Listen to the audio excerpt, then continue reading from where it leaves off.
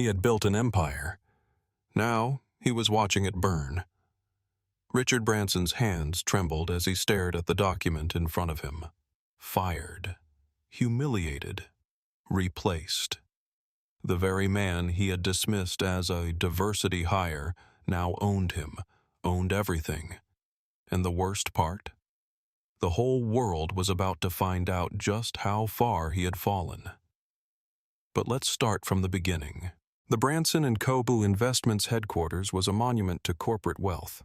Glass walls, sleek marble floors, and minimalist chandeliers. The air smelled of expensive cologne and freshly brewed coffee. Employees in tailored suits walked briskly, their polished shoes tapping against the floor as they carried leather portfolios and designer briefcases. At the top floor, in the executive suite, CEO Richard Branson lounged in his oversized leather chair, his polished Rolex catching the light. He was a man in his early 50s, white, with silver-streaked hair slicked back. His sharp blue eyes scanned the resume in front of him with clear disinterest. Sitting across from him, his assistant Emma, a young white woman in a navy blue pencil dress and beige heels, held a tablet nervously. "Sir, your next interview is here. James Carter, for the senior investment analyst role." Richard raised an eyebrow, flipping the resume lazily between his fingers. "Carter? Never heard of him. Let's see. HBCU graduate, no Ivy League, no Wall Street internships." He smirked. "Where'd we find this guy? Some affirmative action program?" Emma hesitated. "Actually, sir, he has impressive credentials. He grew his last firm's investment portfolio by 200% in 3 years, and—" Richard waved his hand dismissively. Yeah, let's get this over with." A moment later, the door opened. James Carter stepped in with confidence, his polished navy blue suit tailored perfectly to his athletic frame. His deep brown skin contrasted sharply against the sterile white walls. His sharp, intelligent eyes scanned the room, instantly taking in Richard's condescending smirk.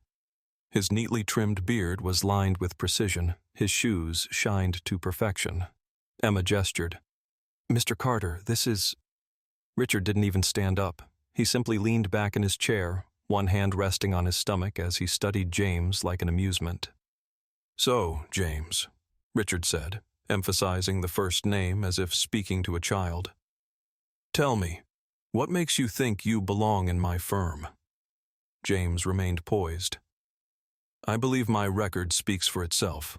I built my last company's investment division from the ground up, leading several major acquisitions and increasing revenue significantly. I have extensive experience in high-yield portfolios and—" Richard chuckled, shaking his head. "That's cute. But let's be honest. This industry, it's about more than just numbers. It's about connections." James narrowed his eyes slightly, but remained composed. "I have connections in the market. My firm handled multi-million-dollar accounts." Richard leaned forward, smirking. "Yeah, but not the right connections." The room went silent. Emma shifted uncomfortably. Richard picked up his Mont Blanc pen, spinning it between his fingers. "Listen, I'll save us both some time. You're just not the right culture fit for Branson & Co." James's face remained unreadable. "And what exactly does that mean?" Richard grinned. "Let's be real. Clients like mine, billionaires, hedge fund owners, legacy wealth." He gestured around the luxurious office. "They expect to work with a certain pedigree." James's jaw tightened slightly. Richard leaned back, laughing. "Tell you what, though. I hear there's a diversity internship downstairs. Maybe that's more your speed?" Emma stiffened. She dared a glance at James, who remained impossibly calm. James slowly stood up, adjusting his cufflinks. "I see." His voice was steady, but there was steel behind it.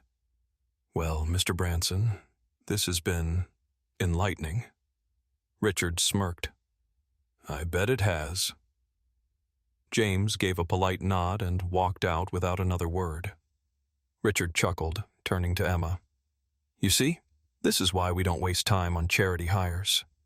Emma didn't respond, because she had just made the biggest mistake of her career, underestimating James Carter. 2 days later, the Branson and Company boardroom was filled with the company's top executives. A long mahogany table stretched across the room, lined with men and women in expensive suits. The air was thick with tension. Richard sat at the head of the table, flipping through reports. His mood was foul. Several major clients had pulled out in the past month, and the firm needed a massive investor to stabilize its losses. His CFO, Mark Reynolds, a stocky man in his late 40s with graying hair, cleared his throat. "Sir, before we start, there's something urgent we need to discuss." Richard frowned. "What now?" Mark hesitated. "We've secured an investment deal to keep the company afloat, but there's a catch." Richard's eyebrows furrowed. "A catch?" Mark glanced at the double doors just as they swung open, and in walked James Carter. This time he wasn't an interviewee. He was the new owner. James Carter strode into the boardroom with the commanding presence of a man who belonged there. His custom charcoal gray suit was sharper than before, his posture effortless. He owned the room before he even spoke. Behind him, 2 senior executives followed, handing out folders to each board member. The room fell dead silent. Richard's face turned pale. His fingers gripped the armrests of his chair. "What the hell is this?" Mark exhaled. "Sir, the Carter Investment Group just acquired a 40% stake in Branson and Co." Richard's heart stopped. James took a seat directly across from him, resting his hands on the table. He studied Richard for a moment before speaking. "I believe," James said smoothly, "we should discuss some structural changes moving forward." The room erupted into murmurs. Richard's face twisted in rage. "This is a power move, isn't it?" James remained calm. "Not a power move, just business." He leaned forward. "My firm saw that yours was struggling, so we stepped in." He smiled, but his eyes were cold. "Looks like you needed a certain pedigree after all." Richard's jaw clenched. His own company, the empire he built, was slipping from his grasp, and the man sitting across from him, the same man he had mocked, was now in control. The ultimate humiliation. And it was just beginning. The boardroom remained dead silent, except for the faint rustle of papers as executives skimmed through the acquisition documents. Richard Branson was frozen. His mind raced, his hands clenched into fists beneath the table. James Carter, this nobody, this so-called charity hire he had mocked, now controlled a 40% stake in his company. A slow, deliberate smile spread across James's face as he laced his fingers together. His suit, a flawless charcoal gray masterpiece, caught the soft glow of the overhead lights. His watch, a Patek Philippe worth more than Richard's monthly salary, peeked out from beneath his cuff. "Now," James said smoothly, "let's talk business." Richard gritted his teeth.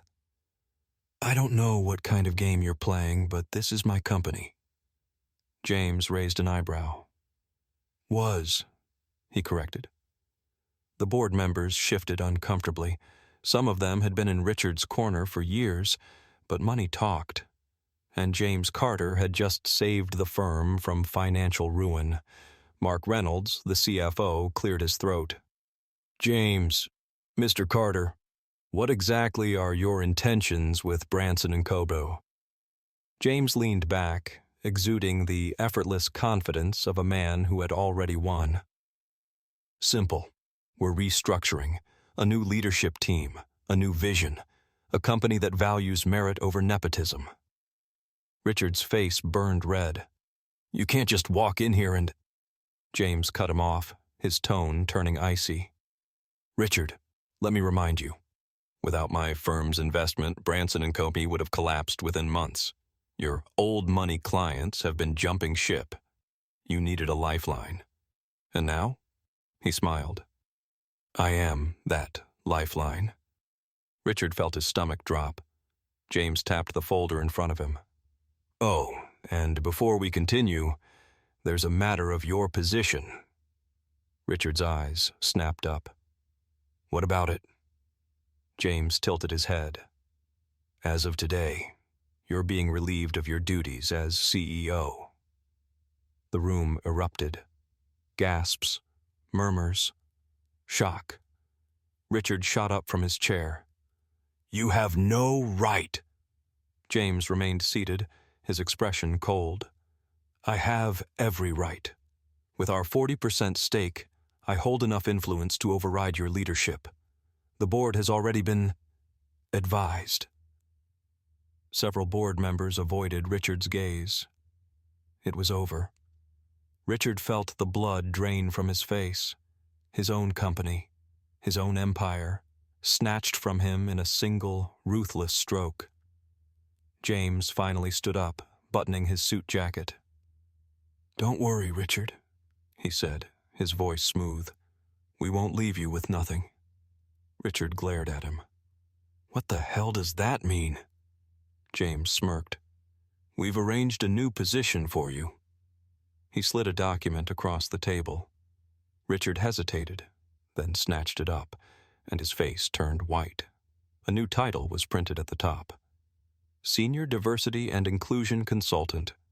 James grinned. Since you're so concerned about the right culture fit, we figured you'd be the perfect candidate to improve diversity efforts within the firm. Laughter rippled through the boardroom. Even Richard's own allies smirked. Richard was speechless. His hands trembled as he ripped the document in half. Go to hell, Carter. James adjusted his cufflinks. Oh, Richard, he smirked.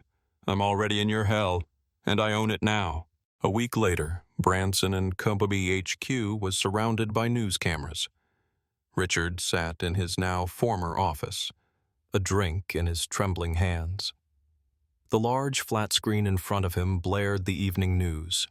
Breaking, racist CEO ousted after shocking expose. Richard's heart pounded as he watched. A hidden recording, taken during his infamous interview with James, was playing on every major network. Clients like mine expect to work with a certain pedigree. There's a diversity internship downstairs. Maybe that's more your speed?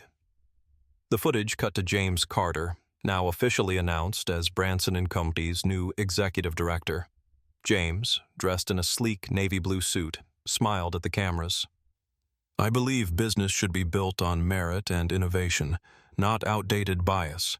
This is a new chapter for Branson & Co. The news anchor continued. James Carter, the man Branson dismissed as unqualified, is now the firm's most powerful executive. Meanwhile, Richard Branson has been effectively removed from leadership. Richard felt sick. His phone buzzed nonstop. Reporters, former clients, even old friends. His name was now synonymous with public disgrace. His face, once respected, was now a cautionary tale. And as he sat there, drowning in rage and humiliation, one truth became painfully clear. James Carter had destroyed him.